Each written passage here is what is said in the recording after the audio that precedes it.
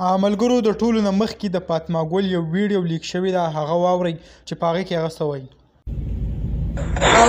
ګوره یو نیم لاک روپونه یو پیون زه کمن اخلم ښه اول انډواس کې به پیسې راکوي بیا بعد کې به زه ځم صحیح ده که نه یو نیم لاک نه یو روپۍ هم کمه زه نه اخلم ښه.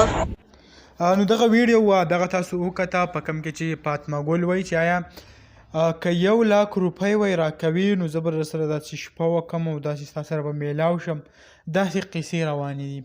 یعنی پښتانه هغه کم قسمه بکواس ته او کم قسمه حالاتو ته پاتې شو.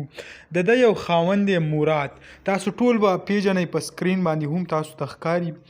د ده څه مخکې نیلم ګل سره واده کړی، یو کال مخکې. د هغې نه پس د دوی په خپل منځ کې داسې اختلافات راغله چې نیلم ګل هغه له طلاق ورکړه او بیا نیلم ګل به په سوشل میډیا راتله او مختلف قسمه جړاګانې به یې کولې، خبرې به یې کولې چې آیا زما سره مراد دا چل وکړو دا وکړو، یعنې هغه ستاسو ټول هر څه وړاندې و. اوس چې کوم دی د دې بیا چې نیلم ګل په دې باندې یو الزام هم ولګاو، په هغه الزام کې نیلم ګل ویل چې آیا دغه چې کوم دی مراد و چې دا به ماله سړي راوسته، سړي به یې راوسته نو 2 لاک روپۍ او په 1 لاک روپۍ وایي دې ته به یې نه کاته او ماله به سړي راوسته، نو هغه به هم تاسو اورېدلی وي. اوس چې کوم فاطمه ګل ده یو ویډیو تاسو هم وکته چې په هغې کې هغه هم وایي چې آیا 1 لاک روپۍ او داسې قیسې هغه شروع کړلي.